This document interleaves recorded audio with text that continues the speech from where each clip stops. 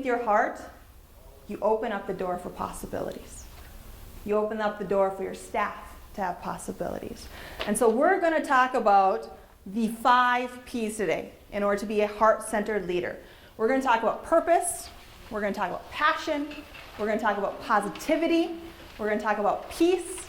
And last but not least, we're going to talk about proof. So we're going to go through each one of these in detail.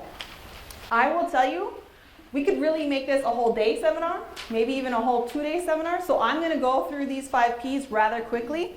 At the end of each section, I have created what I call a dig deeper. So that if you want to take the initiative to truly become a heart-centered leader, you can do some homework on your own to bring that to life. Because for example, when we get into purpose, that could be a whole day just on that topic to help you find your purpose. So I'm going to go through it rather quickly. I'm going to give you some tips on that. But if you want to dig deeper, those resources are available for you. I've given you some ideas on what you can do outside of this class. So let's start talking about purpose. Purpose really is about direction. It's about focus. Your folks look to you as a leader to say, why are we here? Why does this company exist? Why does it matter if we are in this world? How do we make a difference? Not only do they look to your company, but they look to you to be centered and grounded. And so purpose is really about the why. Why are we here? Why do we exist? What's our center? So we're going to do a little exercise. I want everybody to close their eyes, and I promise you no one's going to hurt you. We'll keep the doors closed. Denise is at that end. We've got folks on the outside. So I want you just to close your eyes, no peeking. Just bear with me. Okay, when everybody's closed their eyes, I want you to raise one of your hands. I don't care if it's the right or left. Just put it in the air. Now, with your eyes closed, I want you to point to where north is. Where is north? Just wherever you think north is. Okay, now I want you to keep your hands where they're at, but open your eyes. Why is everybody not pointing in the same direction? Are we directionally challenged in this room? Go ahead and put your hand in your hands.